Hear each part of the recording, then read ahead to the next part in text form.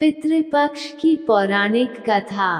पुराणों के अनुसार जोगे तथा भोगे दो भाई थे। जोगे धनी था और भोगे निर्धन। दोनों में अत्यंत प्रेम था। जोगे की पत्नी को धन का घमंड था, लेकिन भोगे की पत्नी सरल हृदय की थी। पितृपक्ष के आने पर जोगे की पत्नी ने उससे पितरों का श्राद्ध करने के लिए कहा, तो जोगे इसे बेकार का काम समझकर टालने लगा।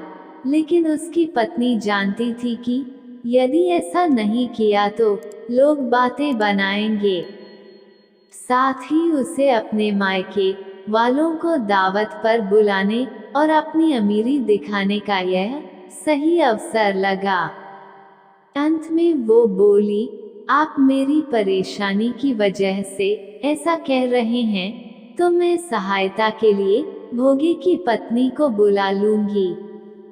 दोनों मिलकर सारा काम कर लेंगे। फिर उसने जोगे को अपने मायके नेता देने के लिए भेजा। दूसरे दिन उसके बुलाने पर सुबह सवेरे ही भोगे की पत्नी आकर काम में लग गई। उसने भोजन तैयार किया, अनेक तरह के पकवान बनाए। फिर सभी काम खत्म कर अपने घर आ गई। उसे भी अपने घर पर पितरों का श्राद्ध तर्पण करना था। इस मौके पर जोगे की पत्नी ने उसे नहीं रोका और ना वह रुकी। दोपहर के समय पितर धरती पर उतरे। जोगे भोगे के पितर पहले जोगे के यहाँ गए, तो उन्होंने देखा कि उसके ससुराल वाले पहले से ही भोजन पर जुटे हुए हैं। आखिरी में वो भोगे के घर गए, जहाँ पितरों के नाम पर अगियारी दे दी गई थी। पितरों ने अगियारी की राख चाटी और भूखे ही नदी के तट पर पहुंच गए।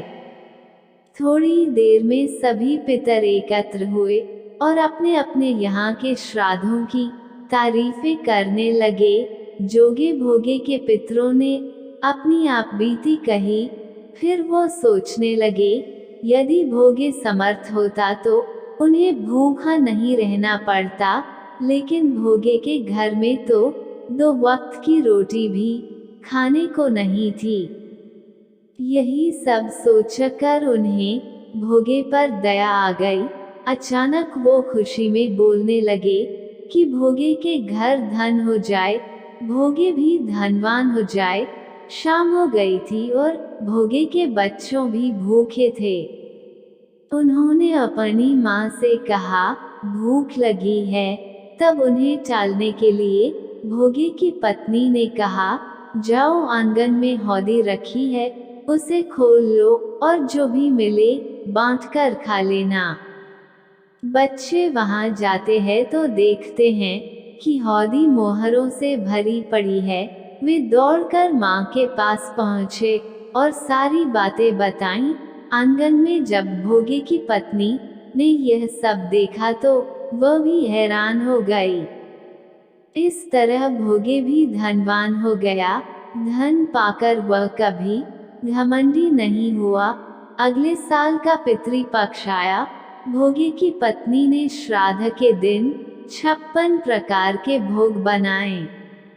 ब्राह्मणों को अपने घर बुलाकर श्राद्ध किया, भोजन कराया और दक्षिणा दी। सोने चांदी के बर्तनों में जेठ जेठानी को भोजन कराया। इससे पितर बहुत प्रसन्न और तृप्त हुए। कथा अच्छी लगी हो तो दोस्तों हमारे चैनल को लाइक करें, कमेंट और सब्सक्राइब करें। जय श्री कृष्ण।